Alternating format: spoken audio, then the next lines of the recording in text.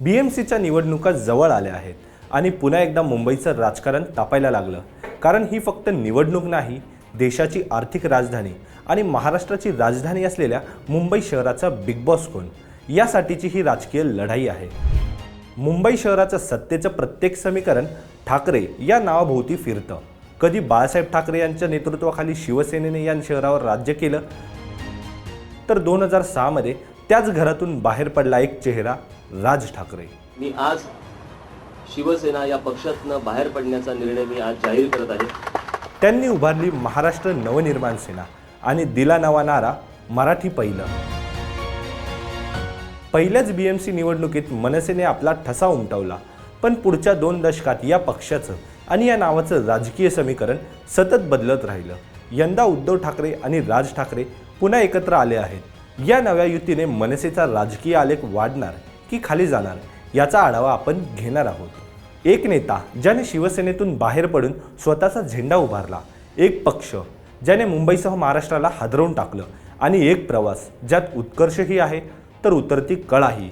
2006 मध्ये महाराष्ट्र नवनिर्माण सेना म्हणजेच मनसेची स्थापना झाली आणि या पक्षाचा चेहरा होते राज ठाकरे, बाळासाहेब ठाकरे यांचे पुतणे.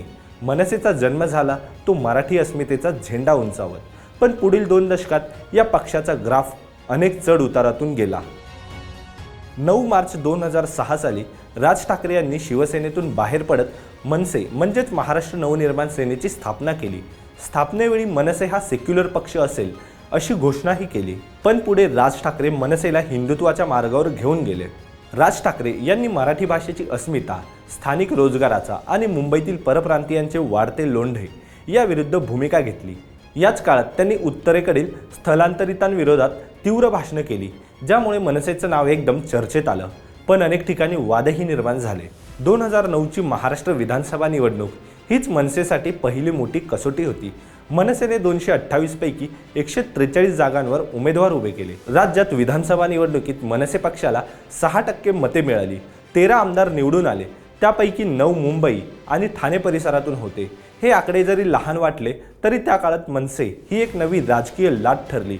शिवसेनेचा पारंपरिक मतदार वर्ग फोडला आणि उद्धव ठाकरेंसमोरच पहिल्यांदा नवं आव्हान उभं राहिलं. भाजपलाही काही ठिकाणी फटका बसला होता. 2012 मध्येच मुंबई, ठाणे, पुणे, कल्याण, डोंबिवली, नाशिक येथील महापालिकांमध्ये मनसेचे नगरसेवक मोठ्या प्रमाणात निवडून आले. नाशिक महापालिकेत तर मनसेने महापौर पद मिळवलं. तो पक्षाचा सर्वोच्च काळ होता.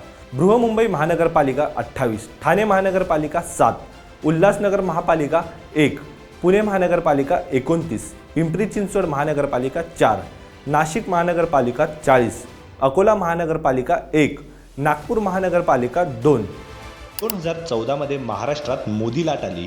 भाजप आणि शिवसेना दोघांनीही अभूतपूर्व यश मिळवलं, पण मनसेसाठी हा काळ घसरणीचा ठरला. 2014च्या विधानसभेत फक्त एकच आमदार, पुणे जिल्ह्यातील जुन्नर येथून शरद सोनावणे एकमेव आमदार मनसेचे निवडून आले. मुंबईत जिथे मनसेचा मजबूत पाया होता तिथे मतदार भाजप शिवसेनेकडे झुकले. राज्यात पक्षाला फक्त 3.1% मते मिळाली. 2017 मध्ये मुंबई महापालिकेत मनसेला फक्त 7 जागा आल्या, तर 2012 मध्ये 28 जागा होत्या, म्हणजेच 75% जास्त घट. या काळात राज ठाकरे यांची सभा लोकप्रिय राहिली, पण संघटन आणि मतं दोन्ही कमी होत गेली. राजकीय समीक्षक म्हणतात, राज ठाकरेंनी वक्तृत्ववान प्रचंड ऊर्जा दिली, पण संघटन वाढवण्यावर कमी भर दिला. 2019च्या विधानसभा निवडणुकीत मनसेने राज्यात 110 ठिकाणी उमेदवार उभे केले. मुंबईत पक्षाची पाठी कोरी राहिली. कल्याण ग्रामीणमधून राजू पाटील एकमेव आमदार निवडून आला. या निवडणुकीत मनसेला 2.25% मते मिळाली. 2017 साली BMCत मनसेची 7 नगरसेवक निवडून आले होते. उद्धव ठाकरेंच्या शिवसेनेने मनसेचे 6 नगरसेवक फोडून आपल्या पक्षात सामील केले.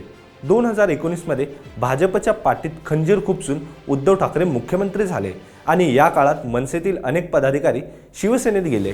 शिवसेना भाजप फुटीनंतर उद्धव ठाकरेंनी मराठी आणि हिंदुत्व दोन्हींचा वापर राजकीय फायद्यांसाठी केला, तर राज ठाकरेंनी हिंदुत्वाचा झेंडा पुन्हा उचलला. 2022 मध्ये त्यांनी मशिदीवरील लाऊडस्पीकर हटवा आंदोलन सुरू केलं. मशिदीत अजानाच्या वेळी स्पीकर बंद ठेवण्याची मागणी केली. यामुळे मनसे पुन्हा चर्चेत आली, पण निवडणुकीत त्यांचं रूपांतर मतात झालं नाही. 2024च्या लोकसभा आणि 2024-25च्या विधानसभा निवडणुकीकडे मनसे पाहत आहे, पण पक्षाकडे अजूनही मोठं संघटन नाही। सध्या मनसेचा एकही आमदार नाही, पण नाशिक, कल्याण, डोंबिवली, ठाणे, पुणे येथे अद्याप काही नगरसेवक कार्यरत आहेत। राज ठाकरे अजूनही प्रचंड लोकप्रिय वक्ते आहेत, त्यांच्या सभांना गर्दी असते, पण ती मतांमध्ये परावर्तित होताना दिसत नसल्याचे निवडणूक निकाल दर्शवतात। राजकीय विश्लेषक सांगतात, मनसे ही अजूनही एक प्रभावी प्रेशर ग्रुप आहे, पण निर्णायक सत्ता पक्ष म्हणून उभं राहणं बाकी आहे। उद्धव ठाकरेंच्या शिवसेनेत बंड झालं आणि एकनाथ शिंदेंच्या नेतृत्वाखालील शिवसेना हा शिंदेगट म्हणून पुढे आला, तर उद्धव ठाकरेंची शिवसेना उभाटा गट म्हणून मशाल चिन्ह घेत मतदानाला सामोरे गेला।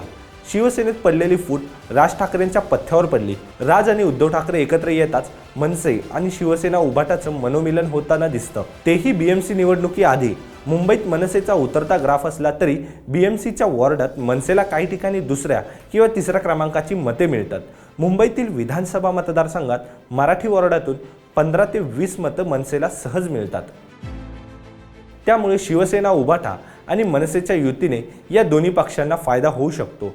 खास करून शिवसेना उभाटाची मतं मनसेला मिळाल्यास या पक्षाला संजीवनी मिळू शकते, असा राजकीय विश्लेषकांचा दावा आहे।